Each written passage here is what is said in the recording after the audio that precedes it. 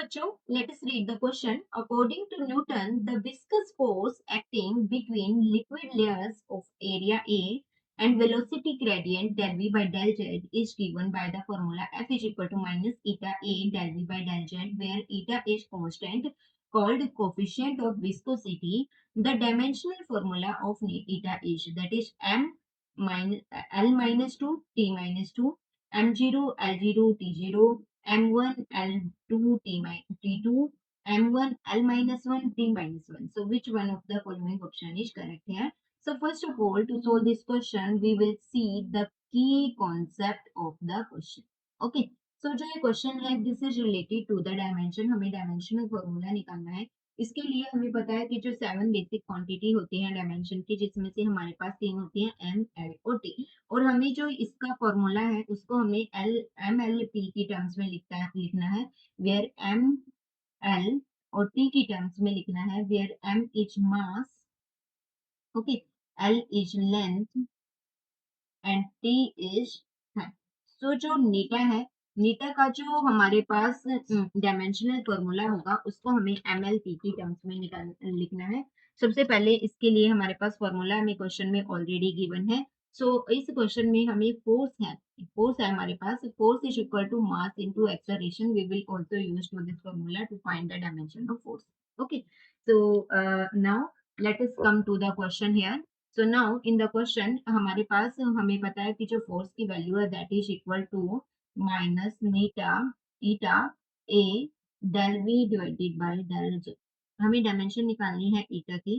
तो यहाँ से ईटा हमारे पास किसके इक्वल आएगा, minus of F into minus of F divided by A multiplied divided by del V divided by del Z.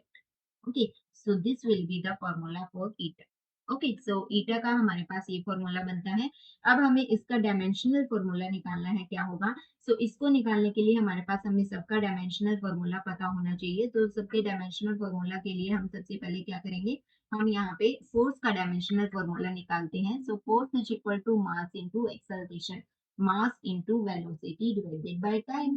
Okay, mass का होता है m1 और वेलोसिटी का होता है L1 t minus 1 और नीचे हमारे पास टाइम है तो t minus 2. So this is the dimensional formula for mass force. Okay.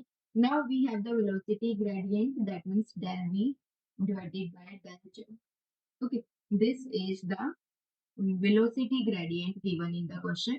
So del v, this is the change in velocity और इसका जो formula होगा that is meter per second. So m1 t minus 1 divided by that is length per second. Okay, so this is,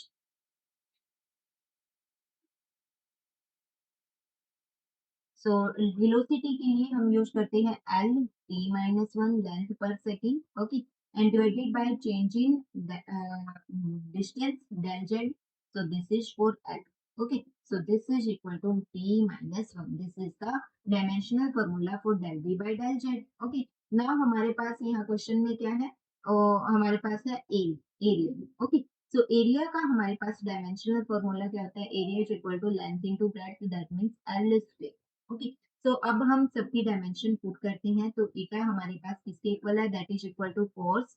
force is equal to m1 l1 t minus 2, force का dimension divided by area का dimension होता है l2 multiply by del v by del z का dimension होता है हमारे पास t minus 1.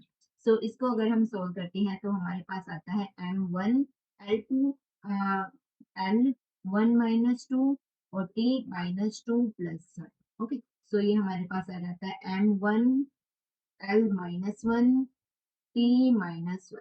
So this is the answer of the question.